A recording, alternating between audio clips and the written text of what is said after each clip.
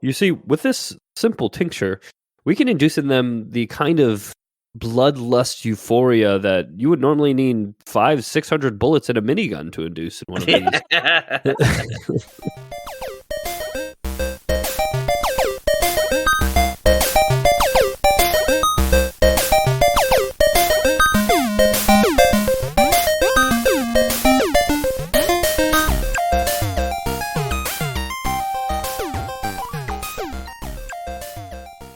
Hello and welcome to the Lore Boys podcast. My name's James Miller. Today we will be talking about some 40K lore from James and not Ethan. What the heck? What? How? Who? Is That's my thing. So my name's James. Who else is here? What's your names, guys? I'm Ethan. I'm a Ogryn. Grr. And I'm Peter, so I guess my next one I'll do a Jamie episode. I will cover a N64 game that he rented from Blockbuster and has an emotional attachment to. So you're gonna get all the information, but none of the passion. Yeah. All right, I can't wait. Gomon's Great Adventure. Yeah, sure, dude. Write it down. Okay. And I'll do a Peter episode, which, as we've established, is he's the mecha guy of the podcast. So I'm going to do Gundam. There you go. There we Easy go. peasy. Okay, we all move over one. Yeah, exactly. One seat over until we fall off the end and go back to the beginning. Yeah. So in terms of people who asked for this, I didn't see anyone who asked for it. There's a lot of people who like the 40K universe, but I didn't see anyone who asked for Ogryns specifically. The reason why I did get into Ogryns is because I've been playing Darktide. I recently updated my PC setup, so I have a nice new big screen, a nice new powerful computer. So I've been playing Darktide because I can handle all the million bodies running at me now. All the zombos. Yeah, exactly. Well, I think by all accounts, it wasn't a wonderfully optimized game. I don't know how it runs these days, but I think on launch it was pretty rough.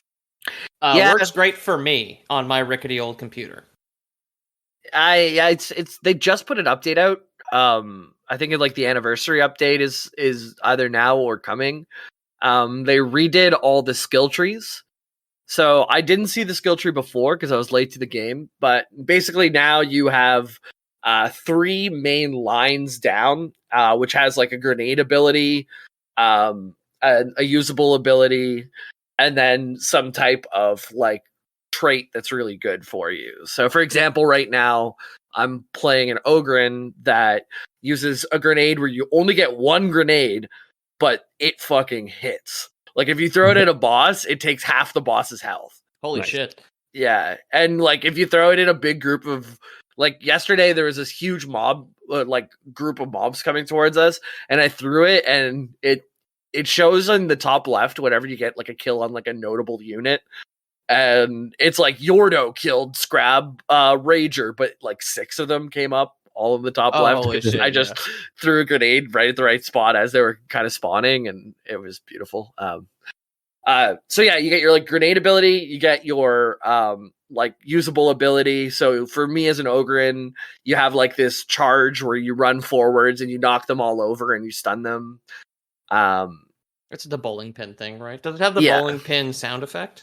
It does not. There's a mod for that for sure, right? I hope so, yeah. But the one that I'm using right now, because I'm more gun spec'd, is basically you press the button and your reload speed is much faster, your shooting speed is much faster, and you can like get other things in the tree to like make it apply like burn while you're doing it, increase the movement speed of you and your allies while you use this ability.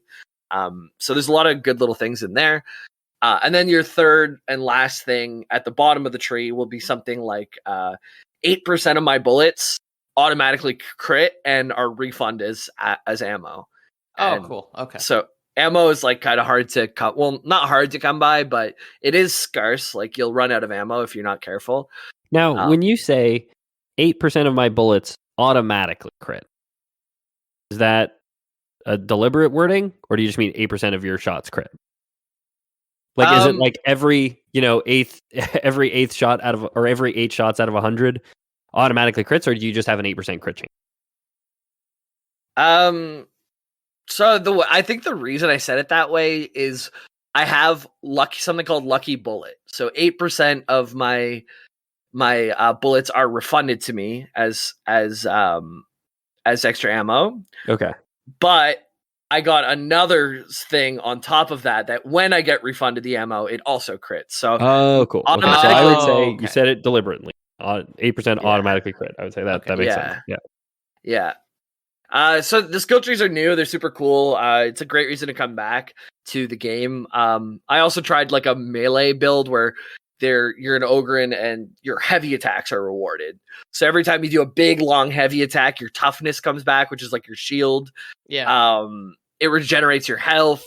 You give plus 10% damage to other heavy hitters around you. And the game also, like Vermintide, is really you're rewarded for sticking together. So there's like 4 different classes in the game. You can play Ogryns is what I was really attracted to, which is spoilers, pretty much an ogre. Dude, I wanted to find out organically in the episode. Organically. Or organically. Organically. Yeah. But you can also play as either a zealot, what was it, veteran, or a psyker. And Ogryn and psyker caught my eyes right away. But right now I'm playing Ogryn, and I just got him to level 30, which is like the max level of the game. So now I can have access to like the hardest difficulty of stuff, and also I think I have the chance at rolling the best gear. The gear's kind of complicated.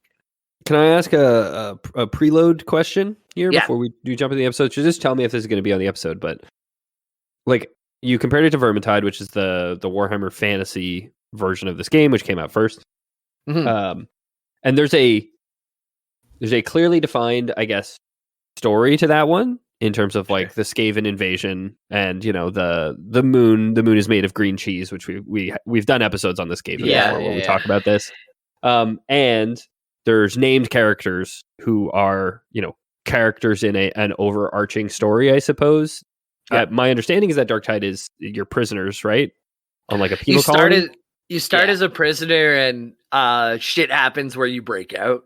But and then so you are they useful are they to established someone. named characters, or are you playing as just like you're playing as your character? You create and name your character. You create and name your character. You even you get to choose the planet you came from.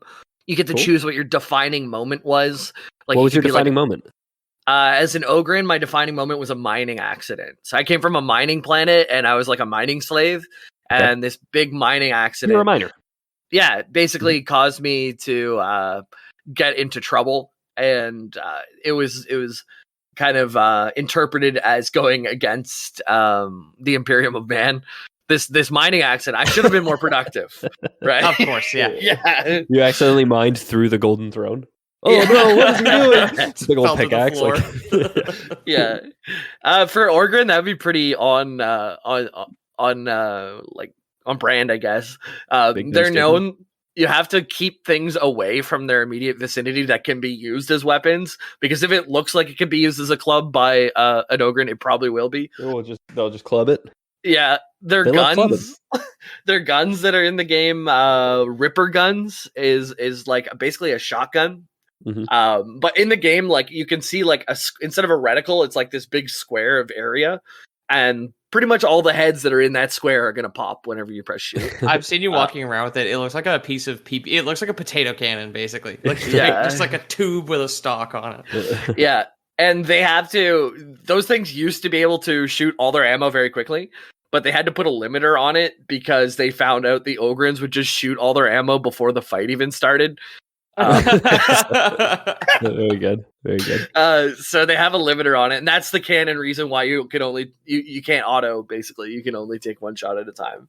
Gosh, I thought it would love be like their fingers are too fat to get through the trigger guard. It's like Yeah. that's the safety, the prevention measure they put on it to keep them from firing off too fast. It's like they just reduce the size of the trigger guard by 6%, and now you're like, you can't get your fat little index finger in there. Yeah. I was playing with a friend of the show, Bobby, who we saw this weekend. I played with Pete, and I think it was just us three. Yeah, we'd had a rando rotated. I play as Bobby. Zealot. Oh, you played a zealot. Did Bobby play a zealot too? He had also a has a Zealot. zealot. He Yeah. had his. Since Pete was playing the Zealot, he played his Psyker, I want to say. Okay. Oh yes, of course. Like the wizard class. Yeah, but you can play all at once. I had a game the other day where it was just all Ogryns. There's just 4 of us, and we were all saying like big man supremacy and all this stuff, just knocking each other out. Yeah. Wide kings. Hashtag wide king. Exactly. I like to. I named mine with the random generator Yordo. So I'll all caps in chat just say my own name sometimes and things. Yeah. So I try to RP a really dumb player, and that's why I get down sometimes. Yeah. The game has some pretty intense difficulty spikes, honestly. I haven't played nearly as much, and I just tried my best to make a Sister of Battle. You can, sort of. Like, the Zealot class does have a fire-based religious branch, I guess. It's like as close as you get. I don't know what the Zealots are in Warhammer 40K. You know, like I don't know what branch they are from. They're part of the Imperium of Man. I didn't really read my backstory. I was just like, I'm a pilgrimage who did something like sinful on a pilgrimage or whatever. So the ecclesiarchy is mad at me. Yeah, and I guess Ethan, to further answer your question, when you said it, are there like you're not playing as a named person, but there are like named generals and stuff that you do meet. And like a couple of names, I was like, oh, like that cutscene, I should know who that is, but I just don't remember, kind of thing. I'll be honest, I skipped most of the cutscenes. They didn't feel that great. There's not like in Vermintide, there's a cohesive story, right? There's an act 1, 2, 3, 4. You're getting something done. There's like a beginning, middle, and end. Darktide, your trust level. So like your trust level goes up to 30. It's basically your character level. Okay. And as you build your trust level, you get access to like the place where you can get missions, the place where you can upgrade your guns, the place you can blah blah. And trust is like how the Imperium of Man trusts you, ex-convict who tried to mine into the Golden Throne. Yes, exactly. What was your crime, Peter? What was your character's crime? It was some religious thing. I very much did like the RP of like the sister who had sinned and didn't get jacked up on meth and turned into a penitent engine. Why is she not currently? His crime was he didn't report a crime. He saw one and he just like did a blind eye to it. But I saw it over mining into the Golden Throne and I didn't say anything. And I forget why. Sorry, I lost you guys for a second there. My headset died, but I'm back. I'm not sure. I forget why, but the game gave me like a funny little thing. It's like you saw a guy like spill his mop bucket and not clean it up, and now you're in jail, kind of thing. Like, I forget the exact reason it gave me, but I chuckled at it because it was so like, so small. It's Well, I certainly hope you've been knocking today. You were like your job in the Imperium was a narc, and you did a narc on somebody, and then obviously you get put on the prison ship for it. I mean, it's ultra fascism, right? So if there wasn't like narcs and going to jail for spilling a mop bucket, like, you know, what are we talking? You could just take all that filthy water out of their pay.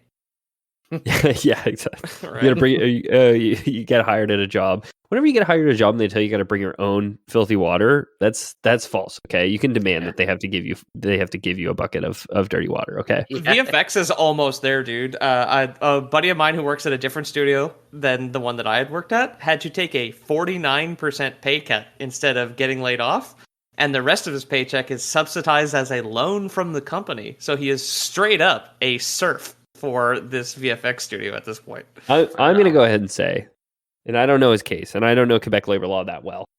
I'm going to go ahead and say he didn't have to do that. He could have taken the layoff and the severance, but he chose to take the pay cut and that was the two options. He's got kids, so I don't know. But yeah, straight up now, 49% and in debt to your employer. That sounds like the Imperium Man to me. But like, who's going to make the next Little Mermaid remake other than these people on their sci-fi prison colony, right? Yeah, exactly. Yeah. Cool. So we'll get to know Ogryns a little bit. Ogryns would be probably too dumb to work on VFX. Maybe a bonehead could do it. But we'll get into who the Ogryns are, some of the different types, like a bonehead, a bulwark, a gunlugger, an oathbound bodyguard, a bullgryn. These are some of the things that we'll talk about. A bullgryn and a cutgryn, obviously. The giant chair in the corner of the hotel room. One of those sounded very little like the other. So I guess I'm curious to get to that. Yeah, all right, we'll get to them. First off, what is an Ogryn? Is it like a monster?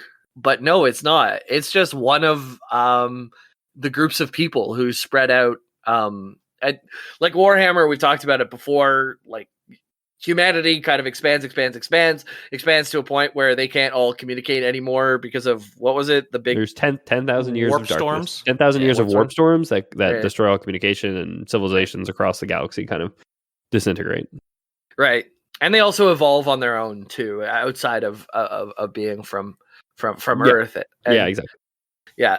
And one of the side effects was the Ogryn, the Homo sapiens gigantus. Okay. So it's a huge and physically powerful abhuman mutant subspecies of humanity. So abhumans, there's a bunch of abhumans in the Warhammer 40K universe. Another one that you'd probably know is a ratling. That's a rat man. Oh. That's also the main enemy in Vermintide. A ratling? A human rat? Well, maybe I should double check that now you say that with I mean, so like there's like rattling gunners who are in Vermintide for sure. Right. I've never heard of a rattling in 40K. Not to say that there's not. I've never heard of abhumans in 40K. They are. You know it looks like they're basically. I think they're like hobbits. They look kind of like halflings, but halflings who were in Vietnam. Because this guy's got like the deer hunter headband on here. Since the Emperor's stasis on the Golden Throne began at the end of the Horus Heresy, however, only the lesser abhuman mutants such as Ogryns and Rattlings are allowed full citizenship at the Imperium. Okay. Yeah, I think rattlings in Vermintide are different. Okay. I think they are Skaven, not humans. Rattlings in the Imperial Guard seem to be humans with the diminutive nomenclature of rat. Okay. They have hobbit feet as well. It's a good thing you're here because I would have made that mistake. And you're right, because you said the other game is from the fantasy version of the game and not the 40. It all seems like fantasy to me, if I'm being honest. That's fair. Yeah. Yeah. No, this ogre is in space, Jamie. It is completely different than an alternate universe that has fantasy animals in it. Okay, it's obviously sci-fi. Next, you're gonna call Star Wars fantasy. So what makes an Ogryn? You basically have to have a cold and barren planet that has high gravity. One example is Anarch Zeta, which is why they're larger and heavier and bulkier compared to baseline humans. So they got to stay warm. They got to have big bones for big gravity, and that's kind of how it happens. Sure, yeah. Do you think a lot of calcium for big bones? Do you think more high gravity would make bigger animals? I feel like we'd have fewer elephants if our gravity was high. There's a problem called the square cube. Yeah. Law, and I think you're right. And gravity is what makes that hard because, like, the bigger it gets, the more energy that it needs. Yeah. And I guess you need more energy to work against. If you have the okay, so that and this might be Loreboy's canon, that explains the poor intellect of Ogryns, right? If their calorie count, evolutionarily speaking, has been towards making big bones and making big muscles move, then they'd have less for big thinking brain. Calcium, not big on the brain thing. It's not like omegas or fish fats, right? Exactly. And they also don't need to work together as much. Like, you don't see them working together. You see them kind of on their own. And I know one of the theories that our brains got big is socialization and communication. Mm-hmm. So if if you don't got to talk to another Ogryn, then you don't need that much more brain, I guess. Yeah, the internet's working on undoing all that God's work that gave us big brains. Yeah, unsocializing people. They are dumb. They're big dumb. But they compensate for their mental deficiencies with overwhelming physicality. They're about 10 Terran feet or 3 meters, and I think Terran feet are just normal feet. Okay, yeah. Well, if it's 3 regular Earth meters, then yes, it is 10 Terran feet is the same as Earth meters. But if it's 10 Terran feet is 3 Terran meters, then we have no idea. What if these big dumb idiots on their high gravity planet have like wider, squatter rulers, so they also think that they're not as tall as they actually are. The wiki says that the brutish creatures stand around 10 Terran feet, and I almost read British. It's like using feet for the British creatures now. I feel like they would have a big British accent when the hobbits get caught by them, though. Everybody is like criminally like Cockney in Darktide. Yeah. I mean, Games Workshop. It's a British IP, right? It is. It is from. They're keeping it local, dude. It's support your local freaks. Yep. So they can like shrug off wounds that would kill an Imperial Guardsman several times over. They are the tanks in Darktide. Darktide is if you guys didn't ever play it, you just play as a group of people, and there's waves of zombies, and you have some type of, or not really actually zombies, people who are infested with chaos. Yeah, it's the Left 4 Dead play loop, right? Like, yeah, it is. Yeah, exactly. Yeah, you can think like recent COD zombies where there's a goal on top of it, or Left 4 Dead, or you're constantly running and killing, basically. Yeah. So yeah, they're basically the tanks. If you build like the middle skill tree, you can get like tons of health. You can get a lot of toughness. Toughness is like your shield that regenerates quickly when you're in a group.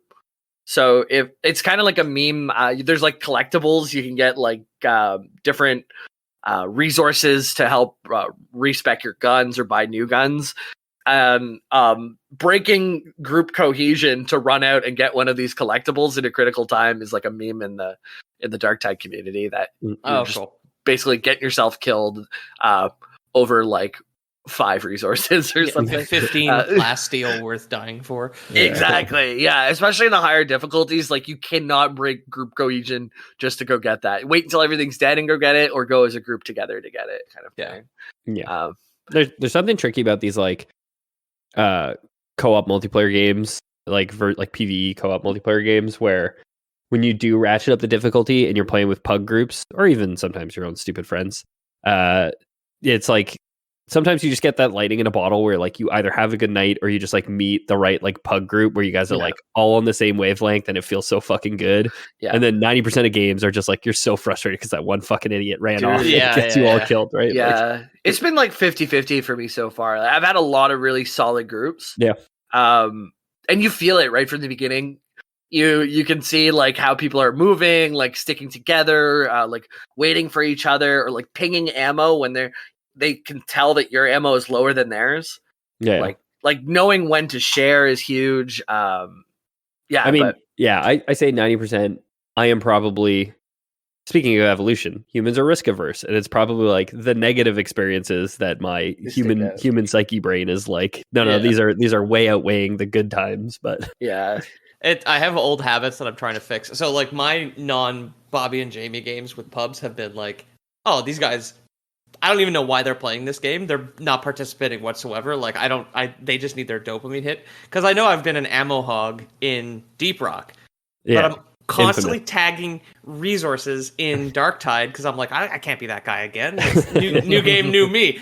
No one ever turns around and comes to get ammo or anything. They're just like walking in a straight line. I was like, you know what? This is going to be a good habit to bring back to Deep Rock at some point, right? Yeah. I've been playing kind of an ammo hog build. Like I built all the way towards guns. And like I said, I get like refunds on my bullets and stuff. And then like they apply burn stacks. And they reduce my cooldown for my like basically gun zerker cooldown. Yeah. And it's so fun. I play with like a big heavy machine gun where basically you just like aim for heads and click once. But then whenever there's a big group of them, you just like unload and like mow them down. And it gets to a point where there's so much pink mist from everything you're killing that you can't even see what you're aiming at anymore. Yeah. It's very fun. Like it seems like the meta's kind of in flux right now because the new skill trees came out in the last 2 weeks. So I can't find like a solid build. So I've just been making my own and having a lot of fun with it. So, but next time when I play with you, Pete, I'll play a melee build so we're not fighting for ammo. Yeah, no, I was gonna say next time you play with Pete, take all the ammo, make him prove it. You know, I've been doing fire mostly, like damage over time, and then also the game is maybe like 55-45. melee to gun, the ammo is pretty scarce. Like you do need to rely on the melee, and the melee is like fairly satisfying. I've got like a 2-handed sword with a parry and a counter now, which is like a super generous window. Like getting up close and personal with a chain sword or something like that is pretty. It's still pretty dope. It makes sense. So in Warhammer 40K, like when you play the game, it is hyper future, but like everybody has melee units except for like the Tau are notoriously like very, very long range and very few melee units, but like every race has melee units. It's always very viable. Like all my expensive figurines have a sword instead of a gun, right? It's like it's Sisters of Battle. Ultimate swords, yeah. Sisters of Battle is a great example where I'm pretty sure they're like drop troops where you drop like after you deploy all your minis. I'm pretty sure you deploy the Sister of Battle. So like everyone has set up their battle lines, and then you get to drop them as like you've shown me your flying units can do that, but like I know like I'm playing the character of like the embarrassed Sister of Battle who hasn't been turned into a monster. There are like corpses of sinners that are just jacked up full of drugs with electric whips for hands now, and those are like apparently very strong. I don't play the game, and I don't want to just paint a bunch of flesh-colored monsters, but yeah. In Melee, especially once you get like on the higher difficulties where there's just hordes and hordes of enemies, like the AoE nature of the Melee where you can do these big sweeping strikes and kind of just like hold a stairway or a doorway or something seems really strong. And the fact that you just don't have to spend ammo for that is so good. But at the same time, having someone who's good with a gun who can, like, let's say you approach the room from the second floor, you can see all the high the value targets, pick those off before jumping down. That helps a lot too. So it's good for both, but I think you can completely beat the game without shooting a single bullet.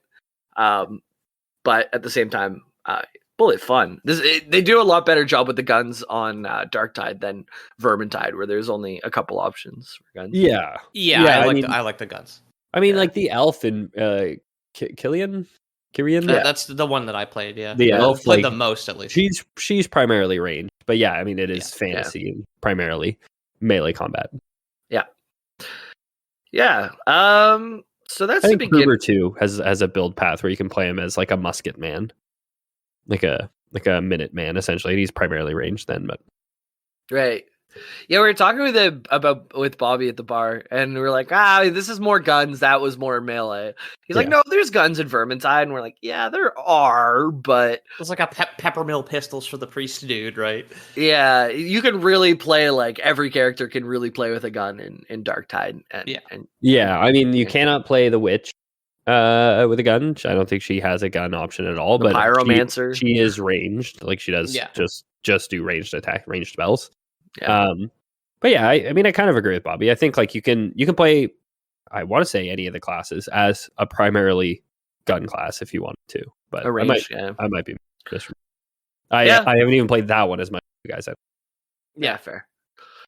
Yeah, and guns definitely seem like a lot more at the forefront in Darktide than they did in Vermintide. But like you said, you can make a good ranged build in Vermintide as well. It being the future, it is nice we're not still using. Yeah, exactly. We're not using a year 40,001 bow and arrow. Against. Right. Yeah.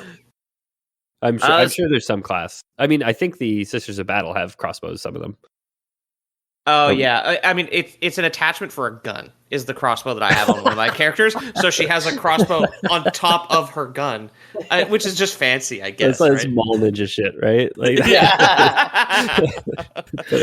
put a fucking crossbow on top of your fucking Sig Sauer. Like, so if you're wondering who the Ogryns' distant ancestors were, they were baseline humans during the age of technology. But thousands of years in harsh terrains and the brutal living conditions at the start of the Age of Strife caused the fall of the first interstellar civilization of mankind. It basically around that time they had to grow real big to deal with the environment. To deal with the creatine sandstorms on their desolate planet. Oh, yeah. Goddamn, mankind not here anymore. We have to grow big to not let gravity beat us. Yeah. Yep. So Ogryns are said to be even less intelligent than some orcs.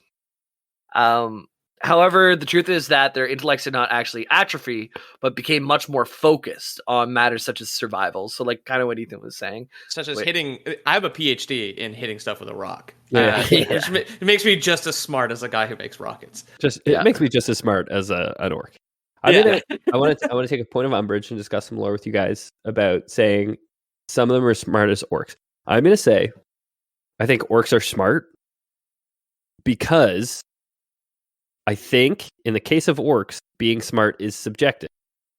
Because if orcs believe something enough, it becomes true. So how do you be dumb if you think the wrong thing and you think it hard enough and enough of you think it becomes true? Yeah. So you're technically always smart as long as you're thinking with a mob mentality, right? Yeah, that's fair. It's fair. A big argument for IQ tests is cultural bias. That you'll find like you go, let's say, into a third world country and you give them an IQ test, they might not know how to do these like problems of like these language tricks and stuff, but they could kill an animal, gut it, survive on their own out there. They have like different types of intelligence. We should float one of those mesh bags full of Rubik's cubes over to the Sentinelese and see how they do with those, and then judge them here in the West. It's like opportunities. Like you can study for an IQ test, right? And you'll do better if you study for it. It's just like the SATs, right? But it's like, well, it's kind of a test designed just like a lot of Western tests are designed. That since you were a kid, you went to school and learned how to study for those specific kind of tests, which are, when you think back to your schooling, not super relevant to real life at all. Not in the least. Yeah. So, no. It's relevant to passing an IQ test, I guess, but exactly, and that's why IQ tests are only relevant within like the sample population that you made the test for. So, and an IQ test of 100 doesn't mean that you have an IQ of 100. It means you're perfectly average. Well, I guess it does mean you have an IQ of 100, but it's not a score that is like stays the same. It's not static. It's dynamic. It's whoever the most average person in the room is, they're always going to be 100. So always me. For the audio listeners right now, Jamie's currently pointing to that mannequin head he has covered in the regions of the brain, and he's pointing it out with his calipers. Yeah, he's got his phrenology calipers. So what would an Ogryns IQ test look like? An Ogryns IQ test would probably be like 3 clubs and 3 holes, and you one of them's like a club with a triangle. Yeah. I was thinking like 3-card Monty, but on top of 3 giant clubs, but it's a regular like man-sized playing card. It's just like trying to remember where the club is on the folding table. Oh, I was thinking of the clubs as cards, so like a little ping pong ball just like crushed by a giant club and then like shuffling them around. One thing that you wouldn't put into their IQ test is anything that involves psychic abilities, because the genes that enable psychic abilities are unknown among Ogryns as a result of them being so like hyper focused on survival. Do you know if they can be affected by psychers or like chaos demons, or are they too? Are they like resistant to it? Yeah, exactly. I can't tell. They must fuck. That's how babies are made. But like, do they? Like, I know they copulate for reproduction, but do they fuck? You know, I think they fuck. Like I think they. What would a Slaanesh visiting the planet and turning it into one big orgy look like when it was Ogryns, right? Yeah, just like a soccer riot.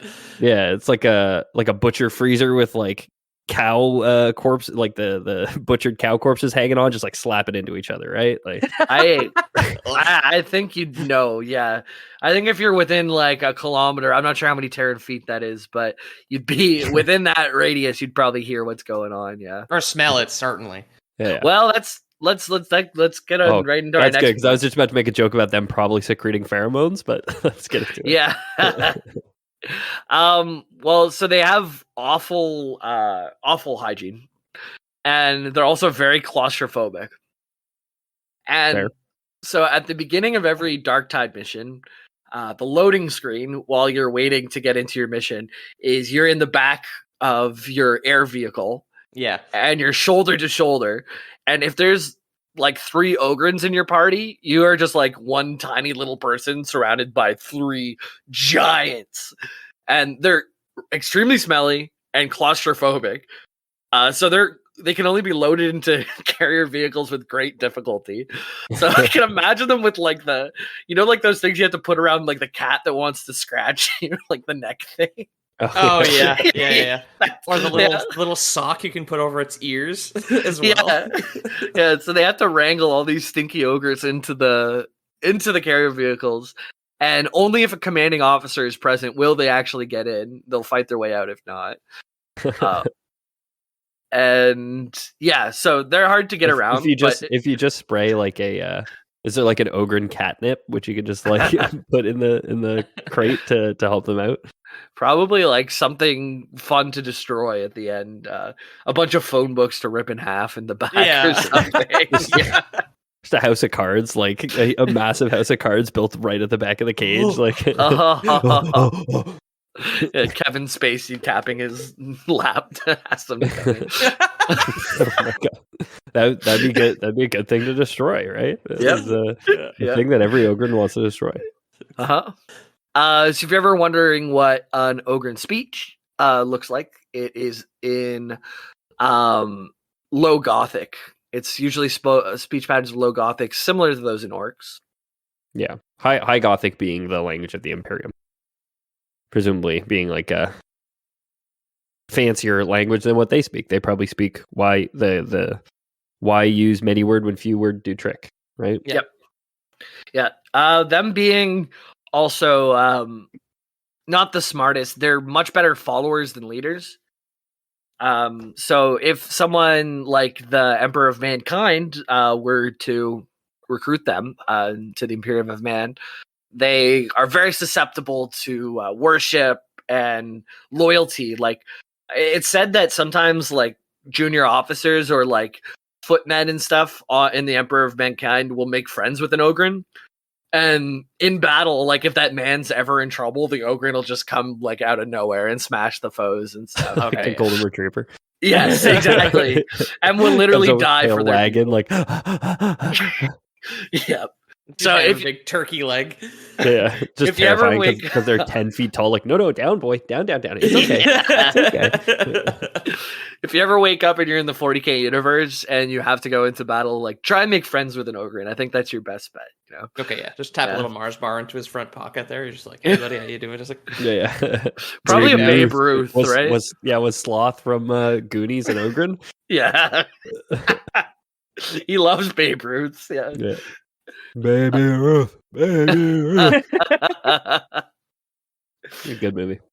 So some of them are not so smart, but there are some that are smarter than the others. And they are chosen as candidates for the biochemical Ogryn neural enhancement procedure. And if you're it's flowers for Algernon. That's what they're doing. They're gonna make them smart temporarily. Yeah, so biochemical Ogryn neutral enhancement procedure comes out as bone procedure. Yeah, hence boneheads. Gotcha. Which boneheads? Yeah. Oh, you already know about boneheads. Well, you said it at the top of the show. You said it, like some of the smarter ones. So okay. So yeah, boneheads are the smarter ones. They often are like portrayed with like kind of like a Terminator. Half their face was like metal underneath with like a red eye. So I was fully picturing a Sideshow Mel with like the tall hair and a bone stuck through it, you know. Okay. No, I was thinking like a metal skull cap where they would have put like a smarter man's brain in its body, basically. Yeah, sure. Yeah. Here, I'll grab a picture because it's not like what you guys are thinking. Are they smart enough to invent slightly larger showers so they don't feel so claustrophobic? Is there one now that's smart enough to be able to do grout? I don't think they shower often. He does kind of look like Sloth from the Goonies. Yeah. No, the resemblance is there. Definitely. All that Mechanicus tech in his head, he still looks like he's having trouble reading, so I don't know how smart the boneheads actually are. Yeah, so the recipients of the procedures refer to themselves as boneheads. They're more smart, but they're not like probably smarter than us. Like they're smart for Ogryns, but Ogryns will like they have to be kept busy or else they'll just get into fights, kind of like orcs will.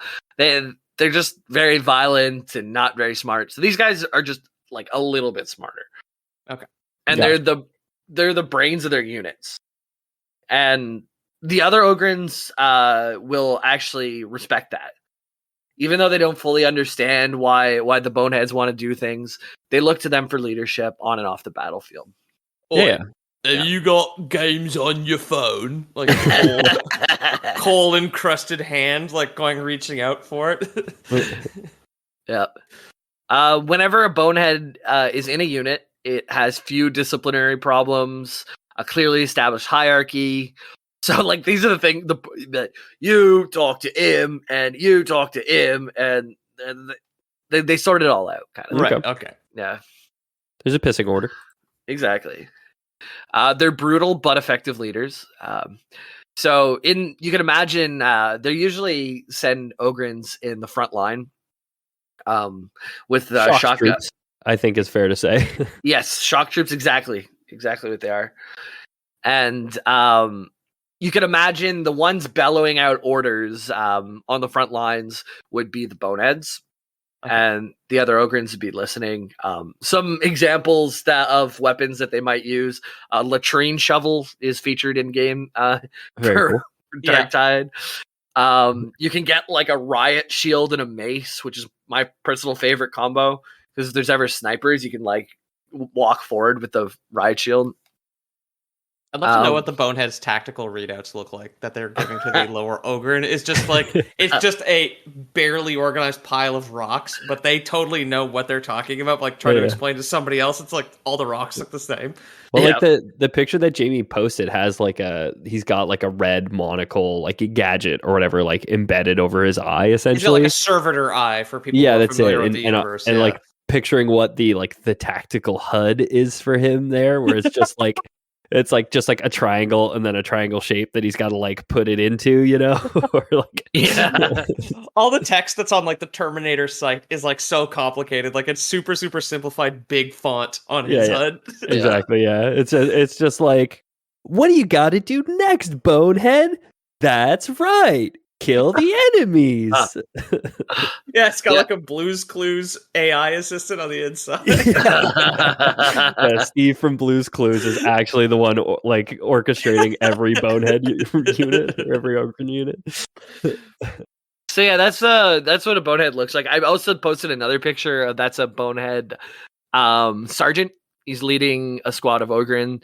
You don't really see his red eye there, but I'm sure he's got it underneath it all. And he's got a bullet, and you can see all the bullet shells flying. Like he's probably shot 20 shots before the bullet can hit the ground.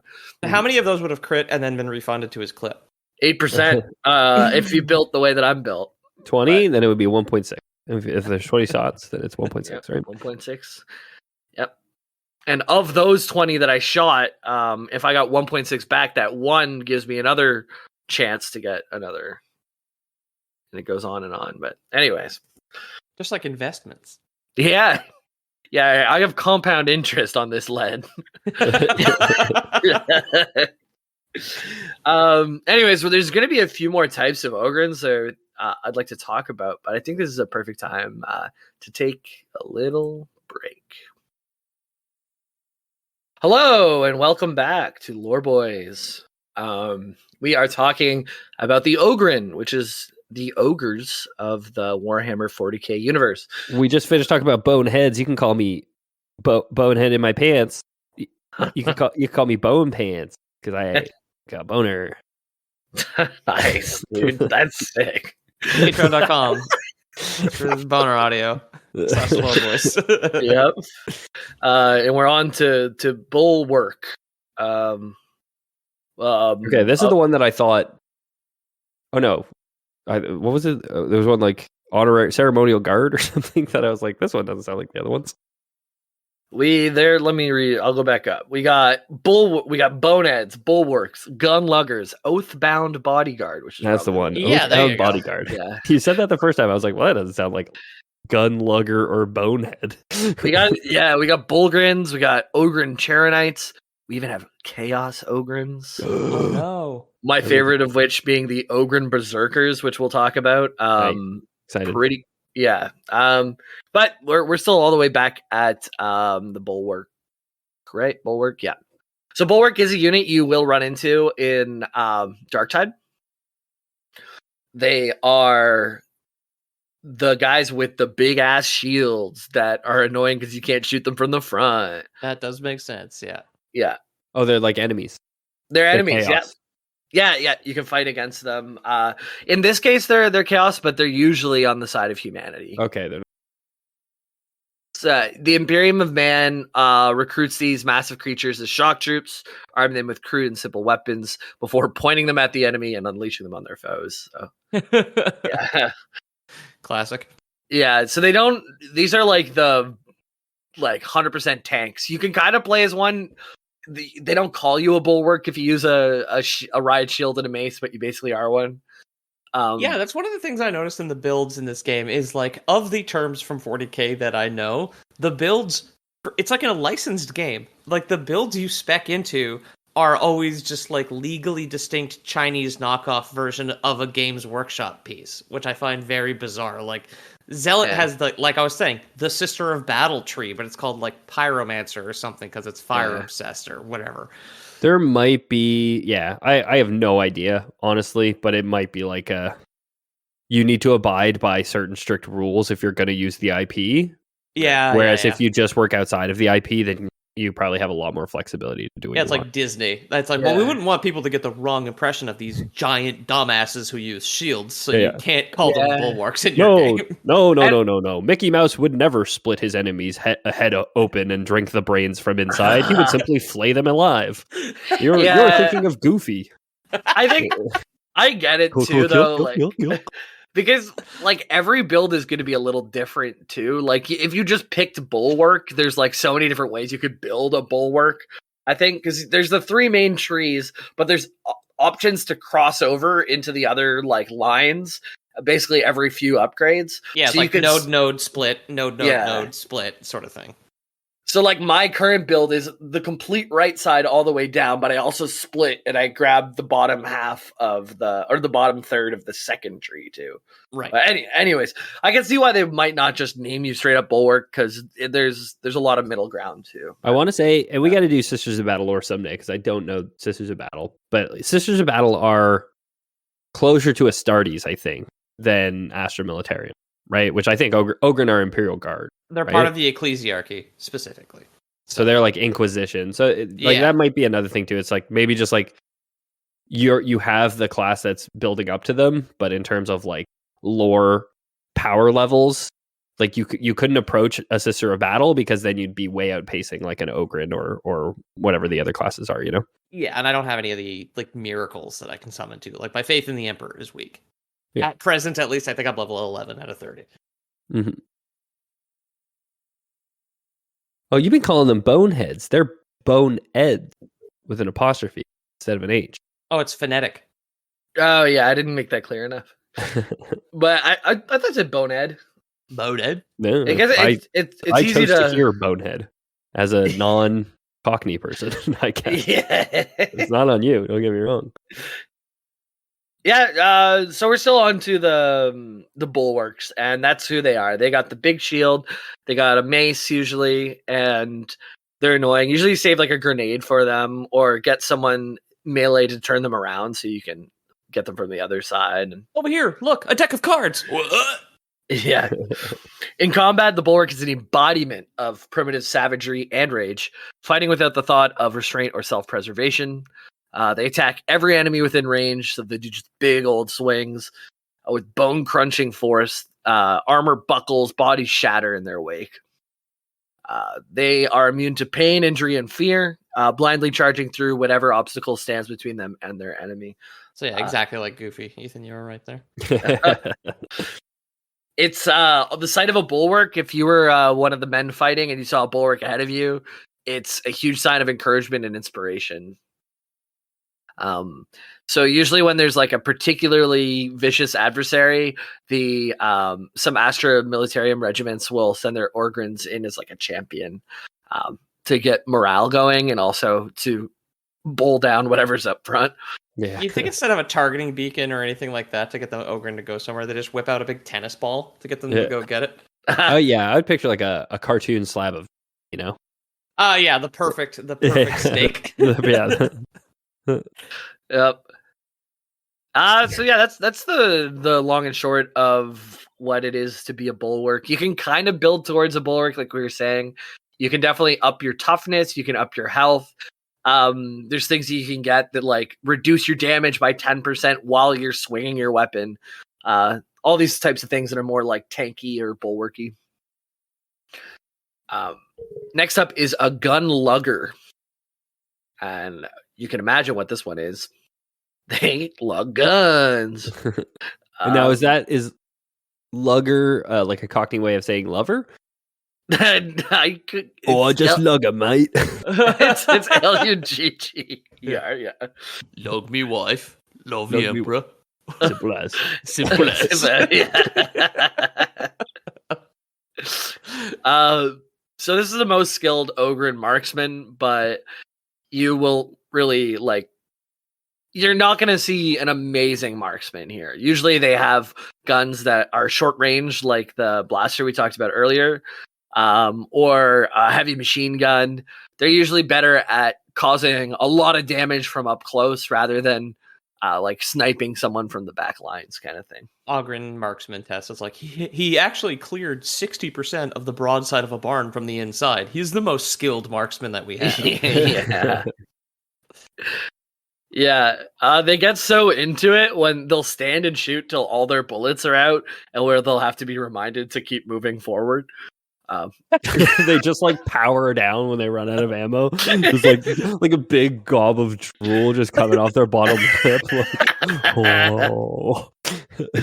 Yeah. Okay, buddy, we need to reload now. There's more Xenos to slaughter. He's like, Yeah. And while they're shooting, there's childlike glee on their face. It's funny. Okay. Okay, So yeah. their mags are definitely like triangle shaped, and there's a triangle hole in their gun. I was And going to then say just, like, exactly that on the side of the gun. just like trying to line it up, like, it's okay, buddy. Keep trying. You're doing good. Yeah. Okay. The grenade goes into the circle hole, and the mag's got the triangle clip on the side. Yeah. Yeah.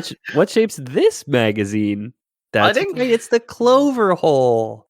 As the Imperium, I think I would give them circle mags, just because like a triangle or a square, you can like rotate it and it not line up properly. Sure. But Well, a not circle, if it was an equilateral triangle, and then you could store more as well. No, Store more no, triangles. you can always still fuck fuck up- up an equilateral triangle for you sure. just do it opposite. Oh, Yeah. that's true. Star yeah, of David course. it. Yeah. Yeah, so I was Um, thinking too hard about that when I fucked that up. Whoa. Yeah, So don't- someone obviously didn't have the triangle and triangle hold toy when Yeah, they were growing up. Yeah, exactly. Don't try and outthink the Ogryns there, Pete. You gotta calm down, buddy. Okay, Yeah, my you do what you do best. You do Yeah. silent pantomime whenever you think of a good physical comedy joke for our podcast. We got we changed the circle mags and we just our productivity has been doubled, because we don't have all these guys putting them upside down in the back. That's Yeah. right, the square hole. Yep. They're often seen sweeping their great weapons back and forth in wide arcs, grinning stupidly as they pulverize their targets with concentrated streams of high caliber fire. And this is the build I play, by the way. This is very fun. Okay. Yeah, This is why you got to steal all Pete's ammo. exactly. Because Yeah. I'm having childlike glee in the back with my. At my- level 30, Jamie unlocked his circular peg, which I haven't gotten to yet. Yeah. Can't wait till I circular peg Jamie. Oh no. Yeah. So yeah, like I said, the expenditure of all their ammo or the occasional weapon jam can also cause this time not just shutting down, but wildly destructive tantrums among these trigger happy brutes. It's like blue balls for a gun lugger, right? Yeah, they just run in and start smashing enemies with their machine their gun. gun. Yeah. Yeah, like hold it by the barrel. It's basically a hammer at that point, right? Yeah, to be fair, it probably weighs 60 pounds looking at this thing. So. Yeah. In Darktide, you can get a grenade launcher, and you can only shoot the grenade launcher when aiming down sights. And if you try and shoot it while not aiming down sights, you use it as a heavy attack. Oh, Yeah. cool. Okay. Yeah. Do you just load a cannonball? Just like a straight up like wad in there? They're explosive. I'm not sure what it is, but there also is a way to build so your explosions are bigger.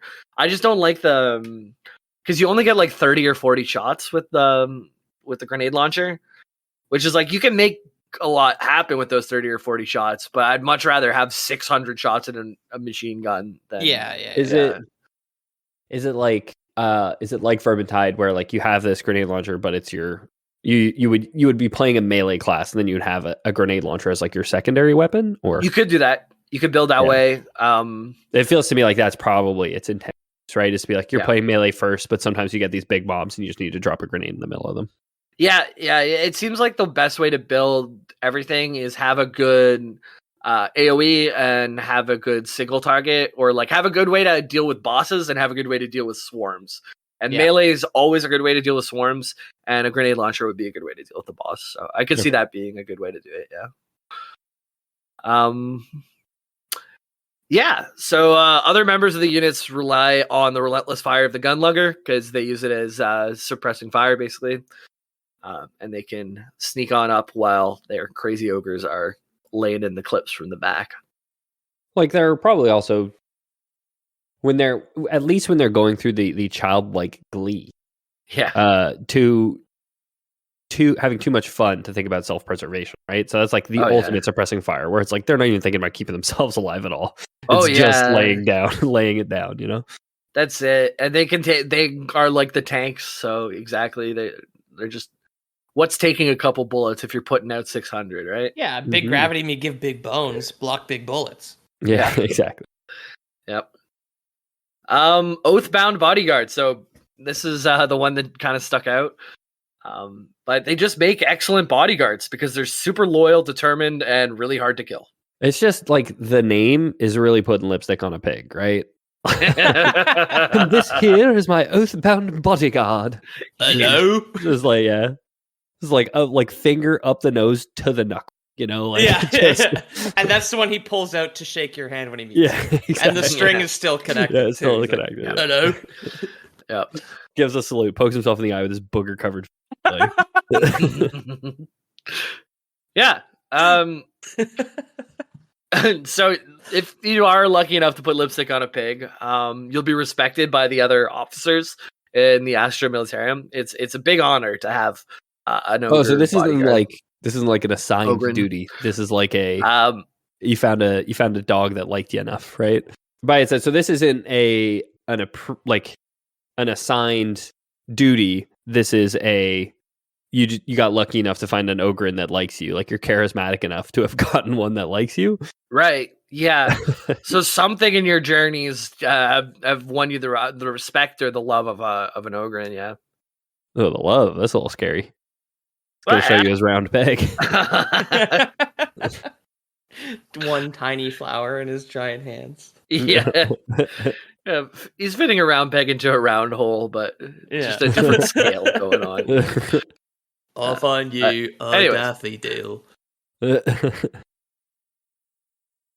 All right. So Imperial officers also take great pleasure in the intimidation factor that Ogryns bring to any tactical briefing or social engagement. Yeah, I thought you were gonna say I thought you were gonna say like on the battlefield as it struck me. I was like, probably politically pretty nice to have like a giant on your side, like the big friendly giant on your side, right? Yeah. The big friendly giant with homicidal tendencies. Yeah. Different than the rolled doll BFGs that we know and love, but absolutely.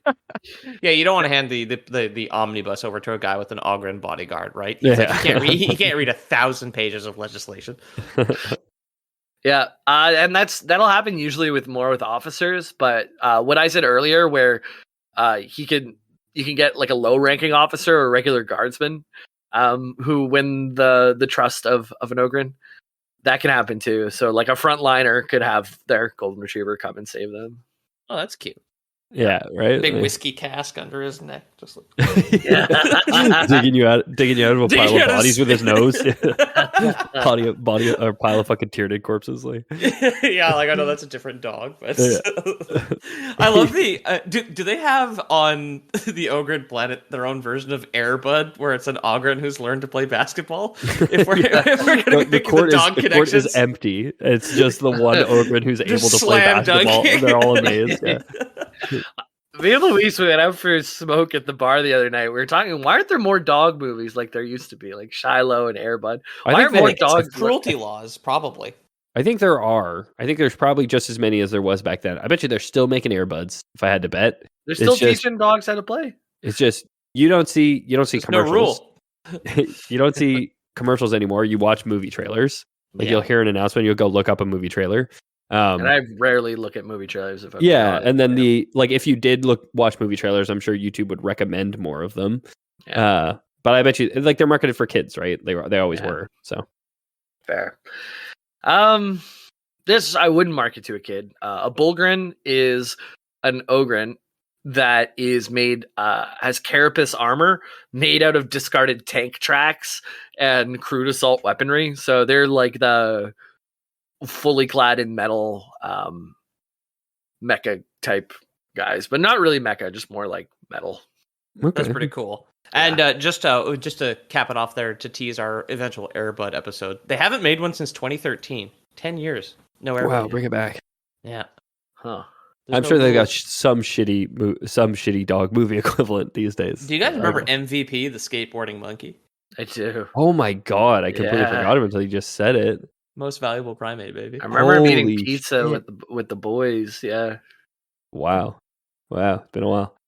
I'm looking at a picture of Bulgryn models, I guess, right now, and yeah, they're not mechs, but they look like if big dumb humans wanted to dress up as mechs for Halloween, kind of thing. Yeah. They're cosplaying as big mechs. metal like shoulder plate thing that goes down onto their chest, and then like a tank track that's connected to the bottom of their chest plate, and it goes under their grundle like a like to protect their underside. There's just like tank trap draped like underneath them.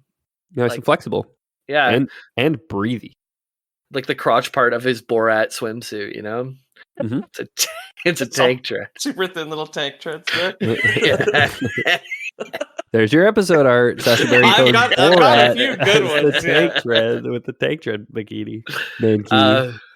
Some wield power malls, which is cool as hell. I didn't know what a power mall was, but it's like a mall but powerful. Or It'd be like a rocket hammer. It's like power swords are like some of the melee weapons the Sisters of Battle use. So I know they are like a lightning infused sci-fi sword, basically. okay, Somewhere between a lightsaber and a regular sword. A power maul is essentially the same as a shock maul, save that is surrounded in a power field, like the other power weapons, whose primary purpose is to create molecular disruption that can be lethal in close combat. So it's like a hammer that gives you cancer? I don't know. I thought fucking hitting my thumb was a problem. Just watching it swell up like, oh, that's not good. Bulgryns, they're basically the ammo soaker uppers. Like if you just saw like a bunch of low tier gunmen kind of thing, and you approach them with some Bulgryns, you'd be in pretty good shape because they'd be able to walk all the way up through the gunfire and then just start swinging the power mauls through the light ranged units. Give all the Belgians you're fighting cancer eventually. Yep. Ogryn Karenites. What are these guys? They're detachments of the Imperial Army during the Great Crusade and Horus Heresy. They're assigned to the elite Solar Auxilia cohorts when brute strength was required. Karenite squads were only constituted of the physically powerful abhumans known as Ogryns. And these guys look like, let me grab a picture for you. A lot like the Bulwark ones, or not the Bulwark ones, the Bulgryns, where they're heavily armored, but they don't have like the tank tracks and stuff. That is the exact same picture I was looking at, actually, than the one you posted for Bulgryns. Oh, that's perfect. And these are the Karenites. You can see in their hands they have like power tools. Yeah, I was gonna say power tools. These look like the when Ripley fights the alien mother at the end of Alien, like the exosuit that she has, kind of like it looks like they have working exosuits, right? Yeah. For They also working the don't mines. have hands anymore. Their hands are clearly gone and have been replaced by like rock grinding, like those rock grinding wheels, and one just has like a big, like triple shear thing, like a big pair of 3-headed scissors, basically. Yeah, when you're in the wool mines, you got to shear all those shears. Yeah, exactly. Honestly, this one in the middle that doesn't have a gas mask on looks like a giant human baby in like a robot's in like power armor. No, it looks like the X-Man that covers up his whole body and runs through walls. The Juggernaut. Juggernaut. They basically are. They basically are. Yeah. Yeah. So that the Juggernaut bitch. Sorry. the Ogryn Karenites, they are kind of the base of what eventually the Bullgryns would become. And they're also the base for some of the Chaos Ogryns, which we're going to get into now. I'll post a picture of my favorite one. What if we let them keep their hands opposed to the big wool shears? Would that be better? They would fall to chaos, you fool. This is one of the coolest ones. You can fight these in game. These are very cool, yeah. The Ogryn Berserkers. So they're heavily surgically altered using like neurological biochemical processes. So they start by lobotomizing the Ogryn. They turn it into a docile creature, unable to even feed itself, and so it's completely reliant on its masters.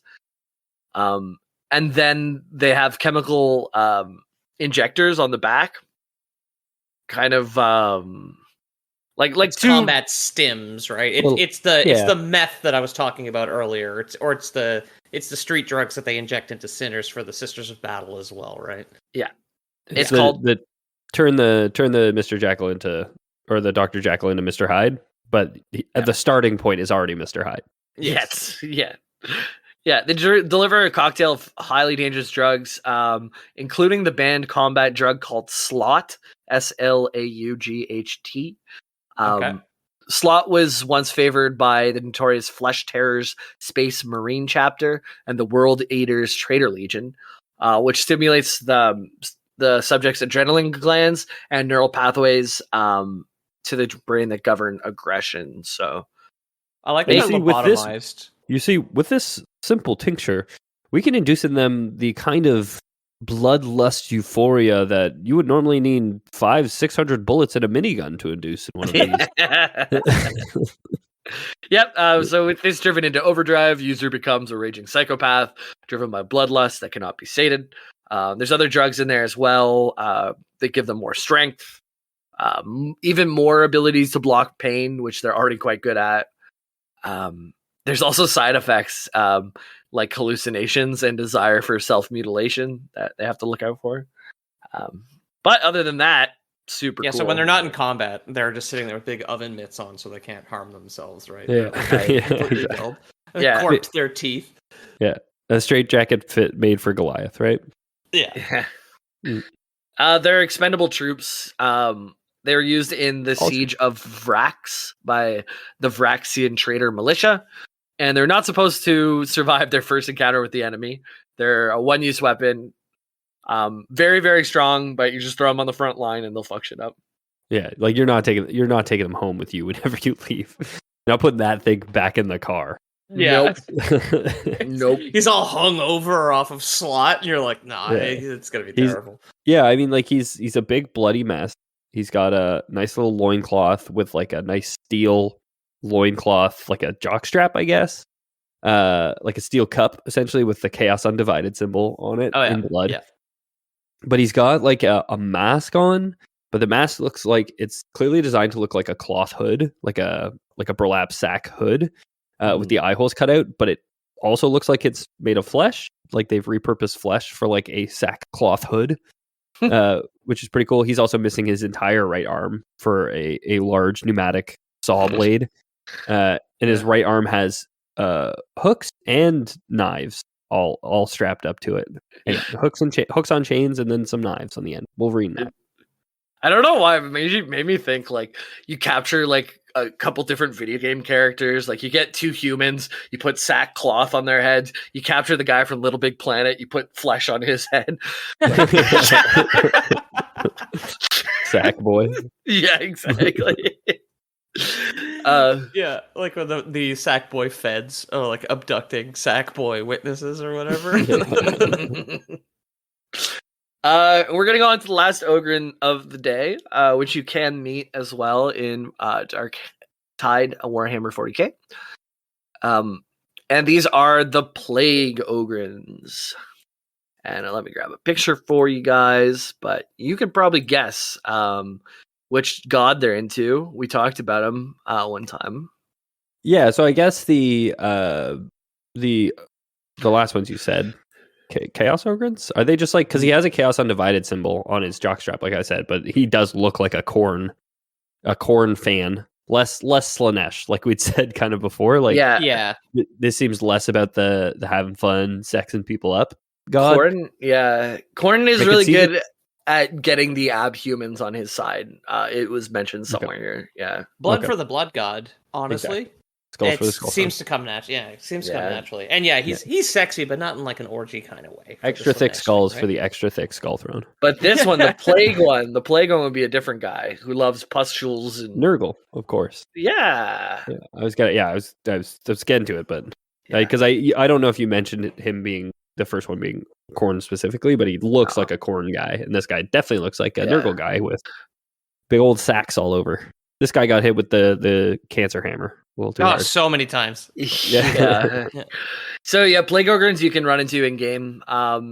They just show up after a certain difficulty. They just show up at any point, and they're kind of hard to kill. They can like poison and stuff. I like them because I am a heavy gunner and I have a grenade that can do half the health. So I just lay into them until he's at half health and throw a grenade, and things are good. And I get that kill. And then everyone's like, Ogren strong. And then I get to flex, and it's very good. He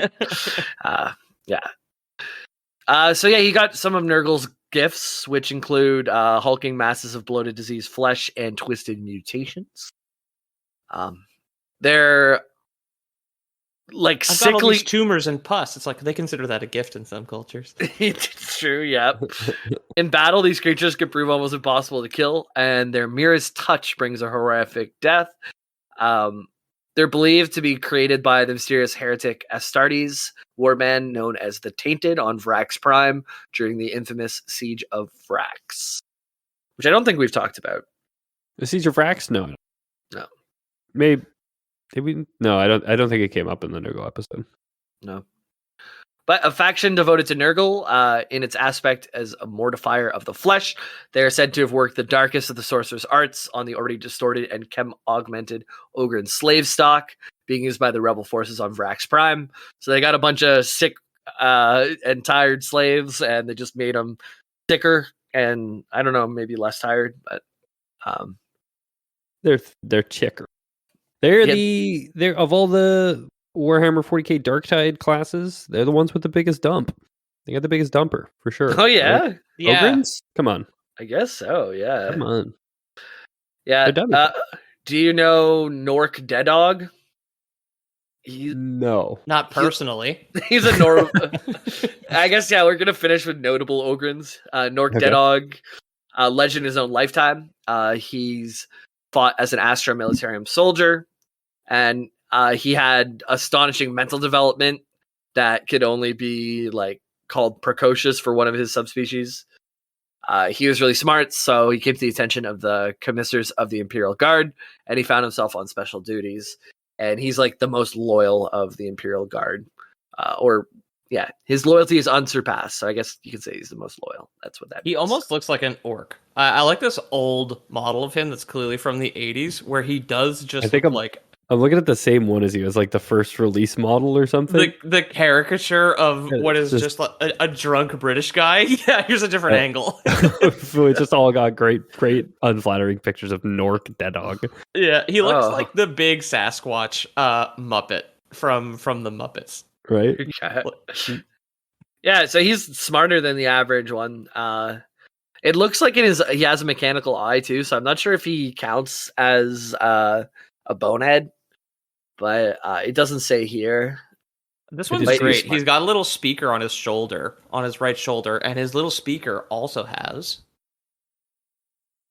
a jaunty hat, which is how you can tell his rank is. I think is it maybe an exhaust for his for a flamer or something? I don't know. Oh, there's one more notable one that it doesn't have a picture here, but his name's Urok, Urok, and he served among the ranks of the 233rd Catachan Jungle Fighters for many years. He was tied at a very young age, so he's become incredibly attached to the little ones that he calls them, that he serves alongside. In game, you often call them runts, where the runts go. Oh, okay. Whenever you're not close to them. but Littlelands, I guess, is the nice way of saying it. The result that I found here is he doesn't have a weapon in this one. He does have the bag over his head with the breathing pipes. But instead of a weapon, he just kind of snapped a telephone pole out of the ground and uses the concrete at the bottom as a way to attack people. He had a friend named Gurion, who he loved, and some orcs, the orc boys, shot Gurion, and Uruk was inconsolable for days, probably just weeping, and now has become hungry for revenge against the orcs. So this is just an ogre that likes to go against orcs. It'd be a fun roleplay reason to have those two groups fight. And yeah, the loss of Littleland Gurion made him more aggressive than normal. He was less aggressive than some of his friends. And he started acting on his own initiative to fight back against the orcs. So Uruk, another notable one, if you ever want those folks to fight. Then there's a list of all like the regiments of all ogre regiments and stuff, but I think this would be a good place to end. So all the Ogryns' tiny brains are probably full of information at this point. We can stop here. I want to say thank you to Forshi, who is a sub and also who bought me this game for as a late birthday present last month. So thanks a lot for that. I probably wouldn't have played it nearly as much or at all if you hadn't bought it. So I'm already at level 30 with my Ogryn, and I'm working on my veteran next. I think Psyker after that. And we'll keep going. And the cat's going behind my PC. Melon. Yeah, big shout out to Father Daddy Forshi, long time patron, supporter of the show. Yep. If you want to join the illustrious ranks of Forshi and other patrons, you can go to patreon.com/theloreboys. Peter, what's going on with you? How's Instagram these days? Good. At Loreboys Podcast on Instagram. I'd like to thank Jamie specifically for the emergency episode here. I've had a lot of fun with that. I've been having fun with Darktide as well, playing with him. It is on Game Pass for poor people or people whose birthdays are too long in the past to justify gifts from, like me. Obviously, that's why I didn't get it.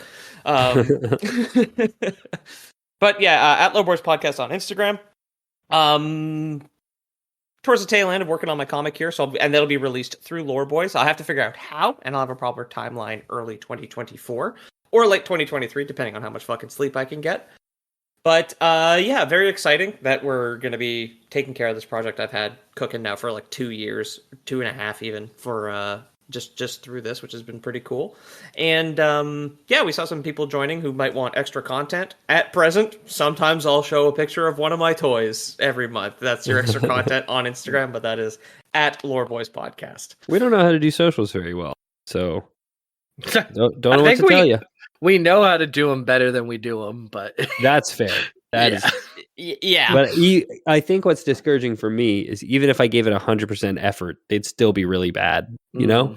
Yeah. Like if I felt like I was making a noticeable difference. Right. Man, you can learn any skill, 80% of any skill in 20% of the time it would take to become a okay, master. Mr. Corporate Trainings, chill. Okay? I've had enough work. You caught me. Our new loreboys.com website, I figured out how to create 6 or 7 draft posts. Did not immediately figure out how to post an image and just gave up. Yeah, So, Pete hounded me for weeks to get Squarespace set up for him. I finally got it set up, and he's like, "Okay, I'm never going to learn how to use this." I was like, "All I right." will now. Yeah, because one of the things I thought of was like, well, before I release this comic, we need a functional website. Because one of the things I had against my last business partners was not having a website in 2023. Yeah, he says not updating his own website. Yeah. Hey, at least it's there. It's better than nothing. If you want to support the show, like I said, there's Patreon. There's also leaving us reviews or telling your friends. It's the only, as we just said, we don't have a social media presence. So the only way that you or anybody else has found the show is probably from just happening to get the algorithm to share with you something that somebody else with your tastes liked on some platform. So far, pretty good. You're doing a great job at it, though. Yeah, please do that. We're continuing to grow every day thanks to the hard work and love and support of all the people out there like yourself. And if you could support the show that way, we'd super appreciate it.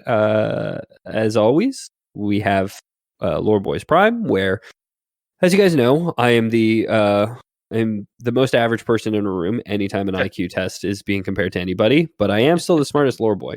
We are going to be recruiting some people to be dumber than Jamie and Pete So we need some people to sign up who are real dumb, real That's like it. dumb as That's a bag how of hammers. we increase our IQ as we just lower that Lower of the average, in exactly. the room. Yeah, got exactly. it, got That's it. what I did in making this show, and now I'm extending that olive branch to you guys and showing you Great. guys my tips and tricks after 7 years of recording together. Great. So yeah, if you're thinking you're dumb enough to join the Lore Boys crew, the LBC, then you can crunch at us. Contact at loreboys.com. I forgot. gmail.com. Speaking of fighting dumb, one of the grenade slots for Ogryns is just a rock. Yeah, it's like a cinder block. And you can either have 5 rocks to throw at your enemies or 1 big grenade. So you let us know what you want to throw, and maybe I would go with rock. In The Last of Us, the brick was my absolute favorite weapon. The brick was like better than some of the guns in The Last of Us. It was like more accurate because the melee throws would lock on. Yeah. And bricks come fully upgraded, right? Yeah, True. exactly. True. I think that would constitute a Lore Boys. Lore Boys. Out. Out. Where's the stop button?